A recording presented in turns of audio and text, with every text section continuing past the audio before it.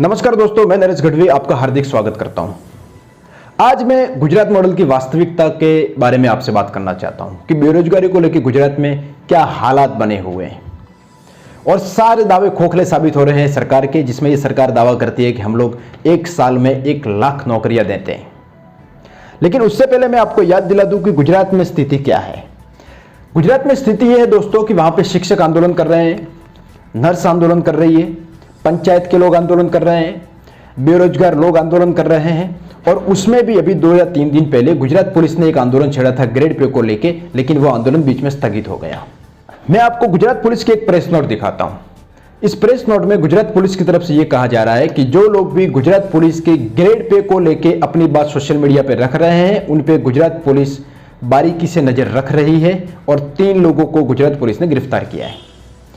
जिन 3 लोगों को गुजरात पुलिस ने गिरफ्तार किया है वो कमलेश सोलंकी, भोजाभाई भरवाड़ और हसमुख सक्सेना। और इन पे जो एलिगेशन लगाए गए हैं, इन पे जो आरोप लगाए गए हैं वो ये है कि इन्होंने फैक्ट्रीज में आग लगाने की कोशिश, उम्मीदवारों को हड़ताल कराने की कोशिश और जल वितरण प्रणाली में विघटन बनाने की कोशिश की है। कमलेश सोलंकी एलआरडी के जो आंदोलन चल रहे हैं उसको वो लीड कर रहे हैं और युवा शिक्षित बेरोजगार समिति में वो सभ्य भी है। पिछले दिनों वो गुजरात के होम मिनिस्टर प्रदीप सिंह से भी इस मामले में मिले थे कि एलआरडी के लोगों के साथ अन्याय हुआ है और इसलिए युवा शिक्षित बेरोजगार समिति के जो भी सभ्य थे वो सरकार से मिलने गए थे। लेकिन जब ये पुलिस का आंदोलन हुआ ग्रेड पे को लेके, और ये आंदोलन क्यों हुआ वो मैं आपको बताता हूं। क्योंकि वहां पे जो टीचर्स है गुजरात में 2010 के बाद जो प्राइमरी टीचर थे उनका ग्रेड पे सरकार ने 4800 से घटा के 2800 कर दिया था। और इस मामले में पिछले कई दिनों से आंदोलन चल रहा था, लेकिन फिर ये आंदोलन ट्विटर पे ट्रेंड होने लग गया। इसलिए सरकार के जो मिनिस्टर हैं भूपेंद्र सिंह चुडासमा, वो मीडिया के सामने आके ये बोल के जाते हैं ये जो ग्रेड पे घटाने की बात है वो फिलहाल स्थगित की जाती है। उसके बाद पुलिस का आंदोलन होता है ग्रेड पे को लेके और उसमें गुजरात का हर वो शख्स हिस्सा लेता है जो कहीं ना कहीं गुजरात पुलिस को सपोर्ट करता है। लेकिन गुजरात पुलिस टारगेट बनाती है सिर्फ इस व्यक्ति को, क्योंकि ये व्यक्ति एलआरडी के आंदोलन को लीड कर रहा है। ये व्यक्ति एलआरडी के आंदोलन को सरकार तक पहुंचाने की कोशिश कर रहा है। मैं आपका ध्यान आकर्षित करता हूं गुजरात सरकार के बेरोजगारी पे दिए हुए आंकड़ों पर। दोस्तों, सरकार यह दावा करती है कि बेरोजगारी की जो संख्या है वो है 4,58,000 तकरीबन, यानी कि कुछ 4,60,000 अप्रोक्सीमेट। और सरकार यह भी दावा करती है कि 4,58,000 में से सरकार ने 2230 लोगों को नौकरियां दी है, यानी कि 205 व्यक्ति पे 1 व्यक्ति को सरकार ने नौकरी दी है। अगर सरकार का दावा माने, विधानसभा में गुजरात सरकार के मंत्री का यह बयान है कि 4,58,000 लोग बेरोजगार हैं, 2230 नौकरियां दी है और प्रति 205 व्यक्ति पे 1 व्यक्ति को नौकरी दी गई है। और यह आंकड़ा गुजरात सरकार का है। अभी गौर कीजिए इस खबर पे, जिसमें गुजरात के चीफ मिनिस्टर ये कह रहे हैं कि हम 1 साल के भीतर भीतर 35,000 सरकारी नौकरियां देंगे। लेकिन इस मामले में सच्चाई कितनी है, तो आइए देखते हैं कि वर्ष 2018 और वर्ष 2019 में गुजरात सरकार ने कितनी सरकारी नौकरियां दी, उसके सामने कितने फॉर्म भरे गए और सरकार को इनकम कितनी हुई, क्योंकि फॉर्म भरने के भी पैसे लगते हैं। देखिए, तलाटी जूनियर क्लार्क में 1819 वैकेंसी थी, फॉर्म भरे गए 23 लाख और सरकार को इनकम हुई 25 करोड़।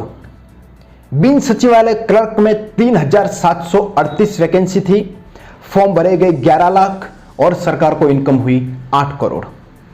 लोक रक्षक दल यानी कि एलआरडी में जो वैकेंसी थी वो थी 9,713, फॉर्म भरे गए 9 लाख और सरकार को इनकम हुई 9 करोड़।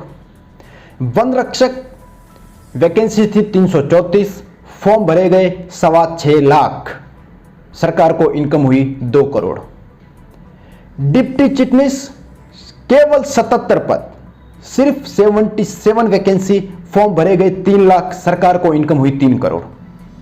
और ऐसी ही बहुत सारी भर्तियां जिनके कुल पदों की संख्या होती है 23,755 और उसके सामने फॉर्म भरे जाते हैं 55,36,000 और सरकार को इनकम होती है 100 करोड़। यह आंकड़ा बहुत ही खास है अपने आप में, क्योंकि 100 करोड़ का प्रॉफिट हुआ है सरकार को 23,755 वैकेंसी है और 55,36,000 फॉर्म भरे गए हैं। हालांकि एक ही व्यक्ति हो सकता है 2-3 वैकेंसियों में फॉर्म भरे, लेकिन अगर मैं किसी एक वैकेंसी को प्रमाण मानूं, वन रक्षक, लोक रक्षक या फिर तलाटी जूनियर क्लर्क, तो अप्रोक्सीमेटली यह आंकड़ा सामने आता है कि 10,000 के सामने 12 से 15 लाख फॉर्म भरे जाते हैं। हालांकि कांग्रेस ये आरोप लगातार लगाती रही है कि गुजरात में जो बेरोजगारी का आंकड़ा है वो बहुत ऊपर है, और इसीलिए मैं आपको एक बाइट दिखाना चाहूंगा, एक वीडियो दिखाना चाहूंगा गुजरात के पूर्व मुख्यमंत्री शंकर सिंह वाघेला ने इस मामले में क्या कहा है। અને બેકાર તો 50 લાખ કરતા વધારે બેકાર ગુજરાતમાં છે, 50 લાખ કરતા એજ્યુકેટેડ 12મું પાસ વાળા છે। ये विपक्ष में है, इसलिए हो सकता है आंकड़े को बड़ा चढ़ा के पेश किया जाए, लेकिन ये बात पक्की है कि गुजरात में बेरोजगारी का पक्का आंकड़ा किसी के पास भी नहीं है और ना सरकार दे पा रही है। मैं आपका ध्यान आकर्षित करता हूं centre for the monitoring Indian economy. ये संस्था लगातार बेरोजगारी को लेकर अपने आंकड़े जारी करती है, और आप जानते हैं अप्रैल 2020 में जिस वक्त लॉकडाउन था, गुजरात में बेरोजगारी दर रिकॉर्ड 18.70%। मैं आपको याद दिला दूं दोस्तों, 2011 और 12 में गुजरात का बेरोजगारी दर था 0.5% और 2018 और 19 में गुजरात का बेरोजगारी दर है 5%। मतलब कि 5% इंक्रीज हुआ है, और गवर्नमेंट अपनी पीठ थपथपा रही है कि हम बेरोजगारों को रोजगार दे रहे हैं, लेकिन इतिहास ये कहता है बेरोजगारी में गुजरात बहुत ही अच्छा काम कर रहा था, और वो वक्त था नरेंद्र मोदी जी का। मैं आपका ध्यान आकर्षित करता हूं इस पिक्चर पे। 1973 में प्रोटेस्ट हुआ था गुजरात में, जिसका नाम था नवनिर्माण आंदोलन, जो कि करप्शन और इकोनॉमिक क्राइसिस की वजह से किया गया था। ये protest LD college of the engineering के स्टूडेंट ने शुरू किया था, जो कि धीरे धीरे मध्यम वर्ग के बीच पहुंच गया और लोग भी इस आंदोलन में शामिल होने लग गए, और उस समय की गुजरात की सरकार को बाहर कर दिया था, यानी कि बाहर का रास्ता दिखा दिया था इस नवनिर्माण आंदोलन ने। तो क्या ये वक्त अभी गुजरात में आंदोलनों का जो शुरू हो चुका है, ये हमें उसी तरफ ले जा रहा है जो गुजरात का इतिहास कह रहा है। मैं इस बात में नहीं मानता हूं कि किसी समस्या का समाधान आंदोलन से हो, क्योंकि जब तक आप टेबल टॉक नहीं करोगे, जब तक आप सरकार के नुमाइंदों से मिलोगे नहीं, तब तक किसी भी समस्या का समाधान नहीं होगा। और यही वजह थी कि गुजरात में शिक्षित युवा बेरोजगार समिति बनी, कुछ सभ्य थे जो सरकार से मिले। तो आपसे यह दरख्वास्त है कि आप सच्चाई को जानें। डिस्क्रिप्शन में मैं लिंक दे दूंगा हर उस खबर की जो मैंने यहां आपको बताई है, वो आप इंटरनेट पे जाके चेक कर सकते हो। और अगर बात रही गुजरात में आंदोलन की, तो देखिए आंदोलन तो भारत का एक बहुत बड़ा हिस्सा है। भारत की आज़ादी को लेकर भी आंदोलन किए गए हैं, और यही आंदोलन थे जिन्होंने भारत को आज़ाद करवा दिया। तो ये था इतिहास गुजरात बेरोजगारी को लेके। आपसे फिर मुलाकात होगी किसी एक नए टॉपिक के साथ। तब तक के लिए अपना ख्याल रखिए, सतर्क रहिए, सावधान रहिए। जय हिंद।